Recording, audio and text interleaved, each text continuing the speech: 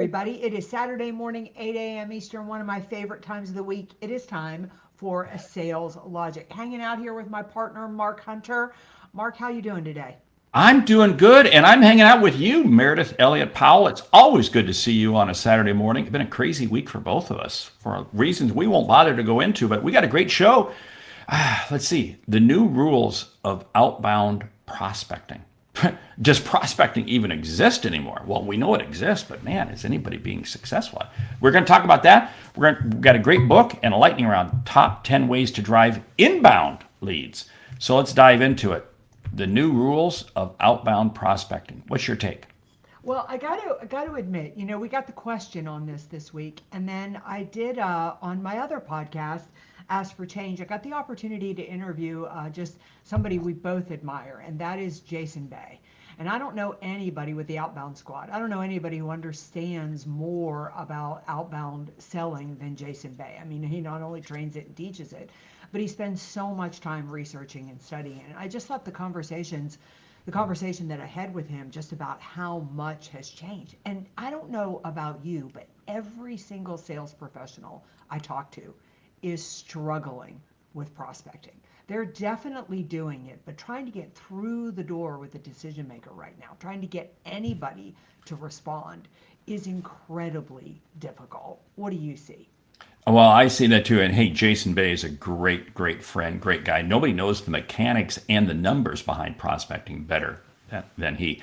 But I really see a big shift in outbound prospecting in that it has to be connected to a referral, a conversation, something. In other words, I've said this before, your reputation arrives before you do. It is so imperative for any prospecting to be effective that there has to be some reason for that person to say, I'm going to take your call. I'm going to take your message. I'm going to try.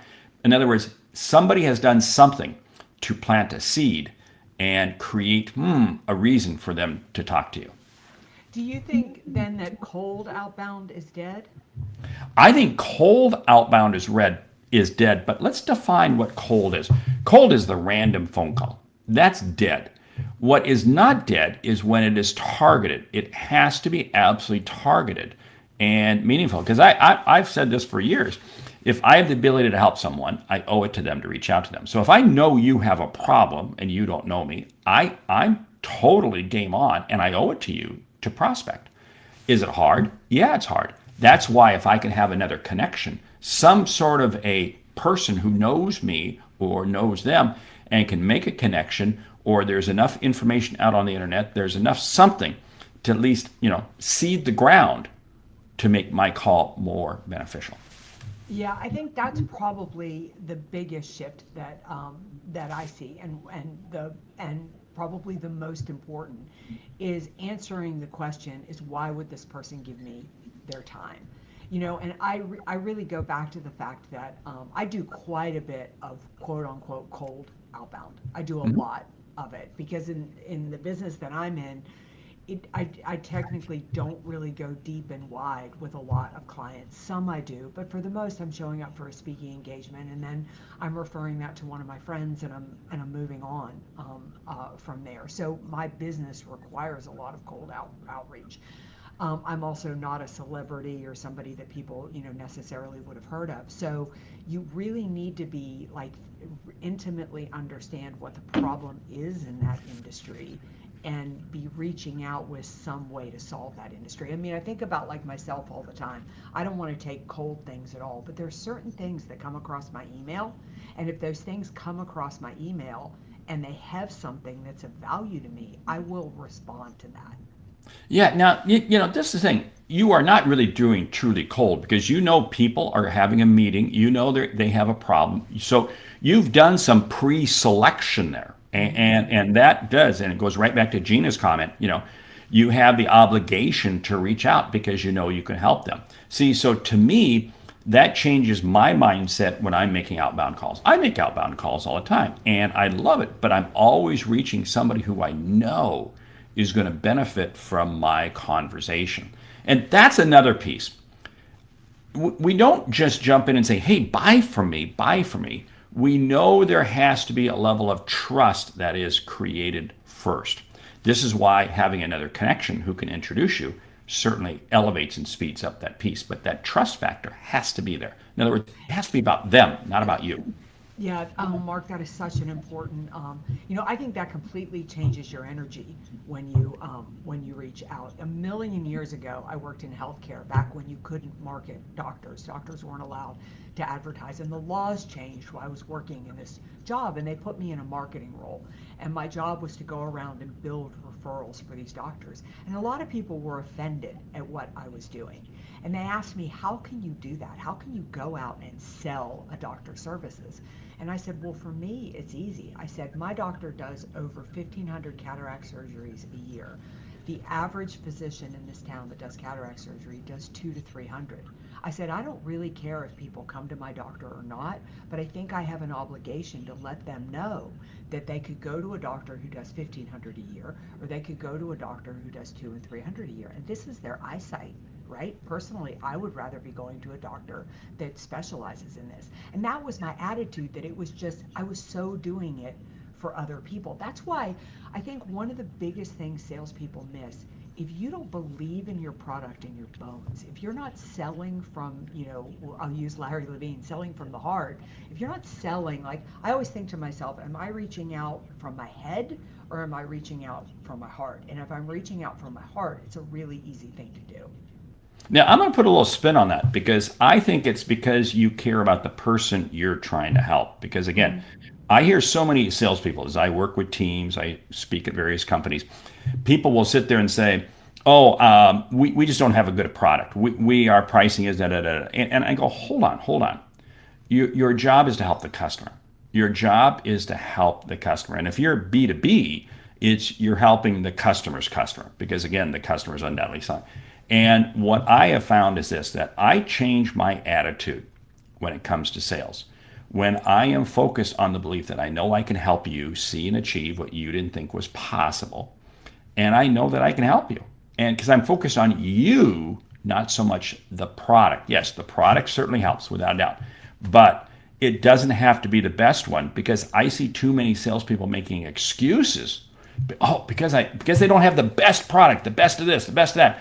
They can't make any calls. Then, hey, I'm sorry. The boat don't float, period. Yeah, thanks, John. We will keep up the good work.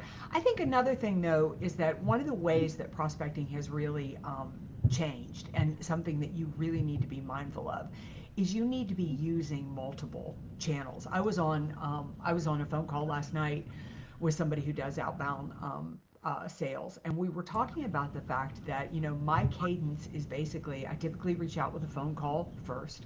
I follow up with an email. I let them know on that phone call that I'm going to follow up with an email. A lot of times that email has a video in it. I really like that whole personal touch. Then I'll follow up with some kind of snail mail opportunity. I'll usually send a book or I'll do something like that, and I always connect on social media. Every quarter I do a masterclass that I invite them to that masterclass. So it's this constant rotation of different ways of reaching them, which, to Mark's point, starts to move me from a cold lead to a warm lead. And there's so much value in that. Hey, Andy Greenberg is jumping in, and I totally agree. Andy, you're so spot on. I call it pro calling because it's proactivity. It's everything you're doing is being proactive because you know you can help the customer. And this is what's absolutely key. Now, come back to your sequencing thing. And it's so spot on because we have to understand, what is the purchase frequency? What's the buying frequency? What is the cadence? What's the cycle that the customer is in? Because that's going to very much determine how we reach out to them. For instance, if you're looking to speak at a meeting, you and I speak at a lot of conferences. That's a defined date. They have a defined date where they have to make a decision. So our cadence is going to work around that. On the other hand, many times I'm selling consulting services, I'm selling other things, or I'm selling work that really doesn't have a date. That takes on a whole different cadence. And it also comes down to, are you having to convert or are you having to educate? And that's a big difference when it comes to prospecting, because in other words, are you trying to convert them from their current user to you? Okay, that's a conversion. That's a different conversation. Or are you having to educate them? because they've never really gone down this path before. Again, changes how you prospect. Yeah, I love what Terry Brock is saying here. You build a level of trust where you're sharing great videos, posts, and more based on research gives you an advantage. And again, AI to the rescue, as Terry says. I think that is so true. I think we way underestimate as you're reaching out, and it's why it's so important to connect on social media, because even if they don't go deeply into your posts, they see you out there. They see you. They see little nuggets. And if people can have watched my videos, they're 50% of the way there by the time I'm having a contact, because they know who I am, what I stand for, and what I believe, and what value they would gain from me. So, building that reputation does the selling for me. Yeah, we got a lot more comments to put up on the screen, and we will, but we want to get to the question. Comes to us from Leslie in Sarasota. She says she loves the show. I listen most every week. So I'm in an industry where the sales cycle has slowed way down. It's tough. I feel like I'm using the right strategies for outbound sales calls, but getting very little response. Can you help? I tell you what, first of all, Leslie, stay in the game. Don't back off. I hear this from a lot of salespeople. Well, nobody's responding, so I'm just gonna stop prospecting. No, you gotta keep going. It's like going to the gym. It's like working out. You gotta do it every day. Stick to your routine. These valleys, you will come out of it. But Leslie, you should take a look at some of your content. What is it that you're doing? Because again, maybe it's not messaging. We've talked about this before, how, boy, the sales process does change almost every quarter. Yeah, I think a couple of things here, Leslie. I mean, I'd be curious as we dive into it. I'm just going to make some assumptions. Number one, are you working more of a very defined list? I mean, far too often when I work with salespeople, they get into their database and they have like 1,000 people in there. And it's better to really, hone that down to, a couple of hundred, and really focus on, what am I doing to add value? What am I doing to position myself as the expert? What am I doing to get into their, really into their line of sight? And are you being selective about who you're prospecting with? Every single day when I get into my CRM, I just cleaned 3 out of there this morning. I thought, what am I doing following up with these people? This is stupid. They're not only never going to buy from me, but even if they did, it's not in the range of the amount of efforts it's going to take to get the ROI out of what, of really what I have done. The third thing I'm going to tell you is analyze the deals that you have closed. Why did you close those? Like, what did you do from a prospecting standpoint to move them through the cycle? I often say, you're the best sales coach out there. Study your own behavior. I love that. Hey, a couple comments to you, Leslie. Here's what to do. Go back and look at your existing customers, because there's undoubtedly more business from your existing customers, and more importantly, referrals. Because again, this ties into Bryn's comment. There are LinkedIn outbound rules. Yeah, you're right. There's so much value in LinkedIn, because here's something I found. Nobody takes a phone call from anybody without first checking them out on the internet. And when you Google somebody's name, what comes up typically first? LinkedIn. So guess what? You better have a presence out there. And this is why it's so important that you have to have a footprint out there on the World Wide Web before you can even begin to think that you're going to be effective. Now, you might say, hey, Mark, I sell for a major company. What's your company's footprint? What does it look like? I had this yesterday. I was talking with a CEO. We were talking about a company and so forth. And it's interesting, but I immediately began doing a lot of research on that company, thinking, okay, there could be some opportunities there. See, I'm doing research before the need might arise, and this is so key. It transcends both ways, the seller and the buyer. I think that Bryn just had a mic drop moment here. And if you only take one thing from this podcast, I think it's the line that Bryn's got. When you bring value first, you earn the right to get the conversation. And I think with prospecting, one of the reasons that it's such a struggle for people right now is we're still prospecting like we used to prospect. When I started out in sales, you just called as many people as you could, and the whole goal was for me to get an appointment. that's not it anymore. The whole point is, did you add value? Like, why would I read this email? Why would I listen to your voicemail? Why would I return this call? What are you doing that is going to make my life easier? And Bryn is so right. When you bring value first, then people are open to go, okay, I'm going to get it. I'll be 10 minutes late for my kid's soccer game because this is worth my time to have this conversation. It's so funny, but bringing value is not about, hey, how's the weather? How was your weekend? How's your day going? That's not bringing value. Bringing value is when you are helping the customer with an insight, an observation, something that is relevant to them and their business. This is what it's not about you. I tell you what, you trying to sell yourself on that first call, unless you're selling pencils, and I don't know who's selling pencils on the phone or by way of email anymore these days, you have to have the conversation 100% focused about the customer, because all you're doing, going back to what you made the comment, it's just really to get the next step. That initial call is just about getting the next step. And if they smell, that all you're trying to do is close a quick sale, you are dead in the water fast. Yeah. I love what Hayworth is saying here. He says that what creates the real need, or as it's called, the need beyond the need, is that you've basically got to sell. You've got to. A prospect is about helping a client understand why they need your product or service. Like really understanding what it is that you value. And Mark talked a lot about referrals and getting somebody else to open the door, and that's fantastic if you have that option. If you don't have that option, using social proof and using it early, like really putting testimonials high in an email, really helps a lot, because people are thinking, why should I return this person's call? But oh, wow, if they've worked with them, they may be able to do something to help us as well. Yeah, I love that. And this really comes back to also that you've got to be very defined about outbound prospect, because it's so easy to come up with excuses. And, if this is a prospecting hour, you've got to commit yourself to it. We've got a good friend, Jeb Lunt, and that's what he talked about, the golden hour, the hour of prospecting.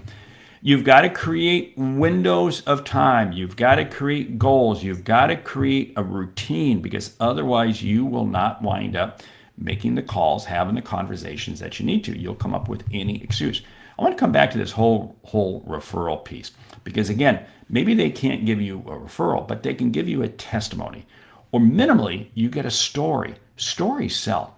Stories sell more than ever these days. And the more stories you have that you can just convey in a casual conversation, because people can relate. If you have a story that connects to somebody that, they can see themselves in that position, it is amazing at how much more likely they are to continue the conversation. I'm not saying to start off with the story, but that can come very early in the prospecting phase. Yeah, such a great point.